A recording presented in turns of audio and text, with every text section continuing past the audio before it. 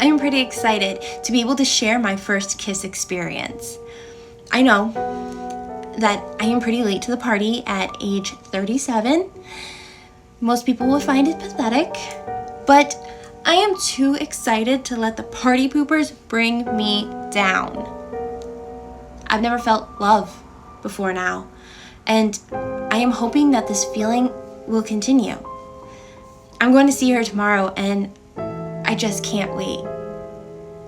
So we met yesterday. She was a slim, very fit, dirty blonde with deep blue eyes. She looked so happy, so vibrant, so perfect. I could barely look at her at first, but I knew that I had to put my timidness aside and get to work. As I approached her, I noticed that her skin was as smooth and white as porcelain. I found out that her name was Mona, and she was a barista. She was 25 years old and enjoyed camping, it would seem. I worked up the nerve to get close enough to her to go for it. Introduced myself, told her she was the personification of beauty. And when those words left my mouth, I went in for a kiss. I have never done this before, but there was just something different about her. It lasted for roughly 7 seconds, and it was the most amazing experience I have ever had. It was so refreshing to be able to approach a woman and not have her pull away from me, let alone kiss me. I think for the first time in my life, I was truly happy. I had taken the next minute to just admire her beauty before I could press on with our enchanted encounter, when the funeral director came into the room. So, the family of the deceased is going to have the ceremony on Saturday.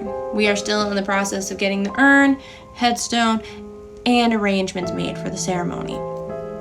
I take it that is Mona Langdon? He did not have the same respect or reverence for my beloved's beauty. Wow. He choked out of his fat pig mouth. She is a beauty. Shame how she died. They said it was carbon monoxide poisoning from the portable heater in her tent. The silent killer, they call it. He whistled and jeered at my love. I stayed silent until he ultimately left out of either boredom or awkwardness. I covered Mona up and placed her back into storage. I told her I would see her tomorrow, and hopefully we can continue where we left off.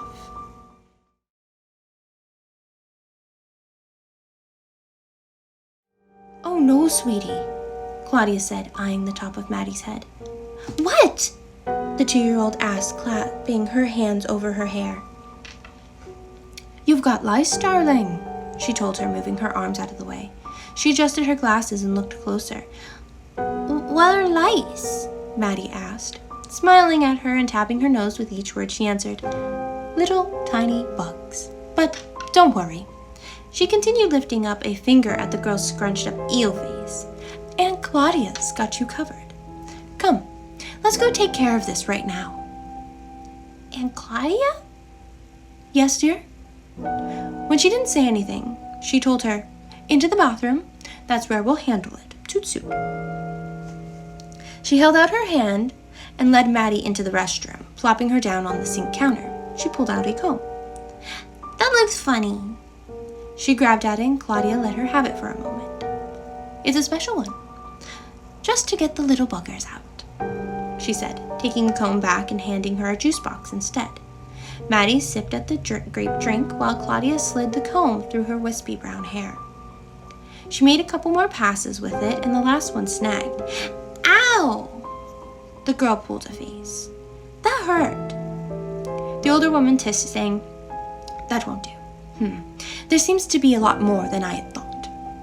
Quickly, she deposited her onto the toilet. "Do I?" Maddie asked, blinking. "Do I have to sit on this?" "Yes, princess." Claudia continued while shutting the door. The buzz of the clippers startled the 2-year-old, and she looked quizzically at the woman with silly glasses. "Dad call me princess?" "Does he now?" Claudia asked and began shaving her hair. Need to get those lice out as soon as possible. Maddie's head wobbled slightly and the juice box dropped to the floor. Almost done now, Claudia whispered, laying the girl down and undressing her as quickly as possible. Maddie snored slightly. Claudia put away the comb and clippers. She put the girl's hair and shoes on her dress and crumpled them up.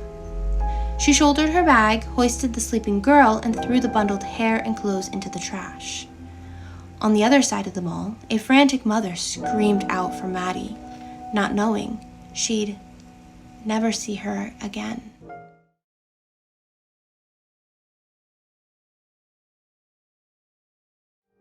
Thick clouds had blanketed the sky in the early morning, and it had not stopped since. No one thought it was unusual at first. After all, it often rained in this part of the country. This was just another day. Then the clouds let go of their tears, and the air was a curtain of mist and rain, which fell lightly around them like snow. The wind whistled in their ears, and it was light and cool outside. Some people realized the weather was more pleasant than they thought it was, and they ventured outside to do their daily business. But the moment they stepped outside, the rain came down harder in droves and smashed into their faces. The wind started to howl, chilling them to their bones.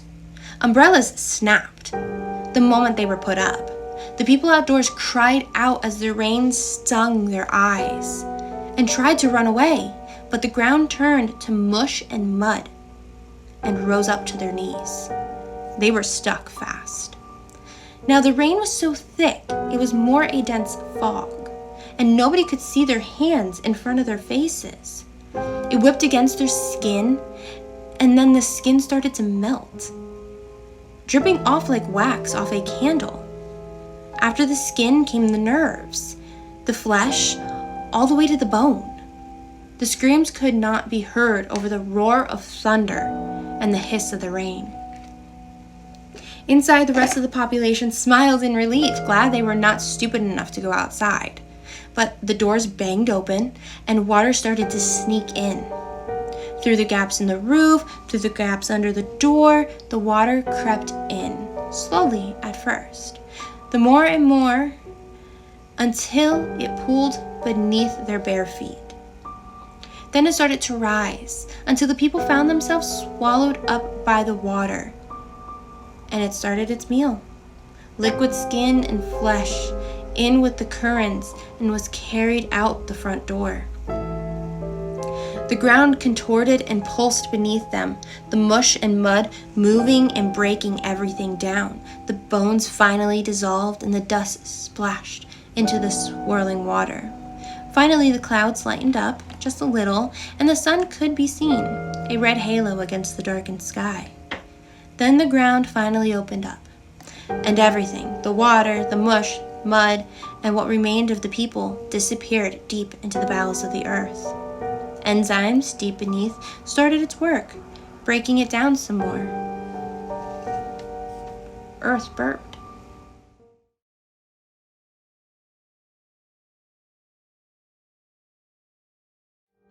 What's the one thing you would think is impossible to lose? If you'd asked me that a year ago, I would have probably given you a funny look for such an odd question. Then my answer would have been something like my house or my cynicism. So imagine our collective shock when we lost the ocean. It started with a sudden loss of contact with coastal towns and cities. Ever think about what would happen if the New York stock market just stopped communicating? Connection error. Try again. Hong Kong, Los Angeles, St. Petersburg, Lisbon, countless others. Radio silence. Okay, that's fine. Let's hop in the car and go check it out. And you drive. And you drive. And you drive. The roads start out as expected. Waze directs you as usual, but as the coast comes into view on the screen, the land ahead of you continues with roads no one remembers building. A couple of hours pass, and airplanes that have been over the ocean never re-establish contact. Cargo ships? Forget about the international order, bud. Some start to panic. Some immediately start accusing the government for something. They don't know what, but it must be the secret elite. Others say it's a media scam, but they don't want to drive 5 hours to check for themselves. So they will just continue yelling about it. The rational folk turn to the scientists. What the fuck, Doc? What's going on? And we gawk, as they say they have no idea. Satellites are still working and show the Earth as expected, 70% water and whatnot. But when they try sending up a new rocket, it just keeps going. The land stretching out infinitely along all horizons, and the sky remains blue. We can still use satellite-based communication, though fuck those sea cables. Other continents report the same. Land in sight of the coast has seemingly disappeared, replaced by endless continuation of land masses. As a first-generation immigrant, it sucked to realize I'd never be able to visit my family again. But I am grateful we never bought that beach house we talked about. We don't know where the people on the coast disappeared to. And the way it's going, I'm not sure we ever will. Not sure how long the internet will last, considering we can't repair or launch new satellites. It's each infinite continent for itself at this point. God, I miss tuna.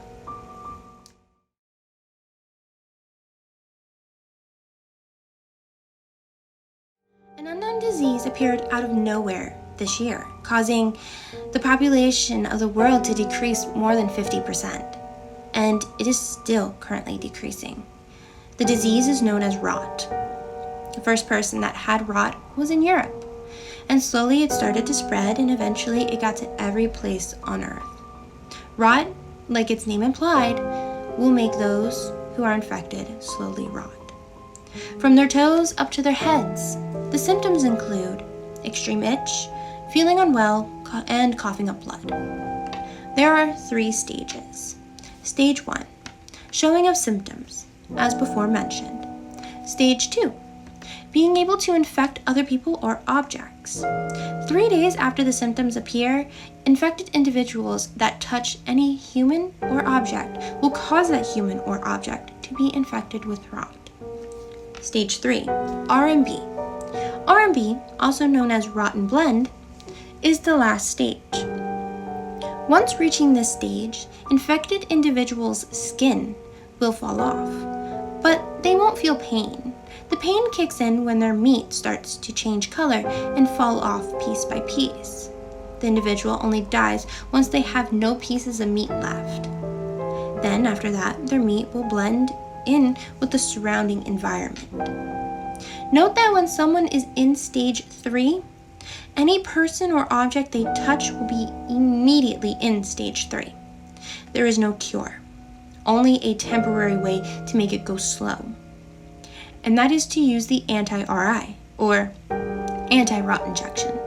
This will slow down rot's progress up to 10 times. Daddy, how many do we have left?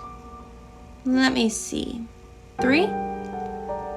Then what will happen if we don't have one anymore? I promise you, I will find you a safe place once I run out, okay? Now, we should get moving. The man stood up wearing his backpack. The little girl next to him did the same. They walked downstairs. Squishy sounds of meat were made as they walked. Then they got to the front door. Daddy, can I hold your hand?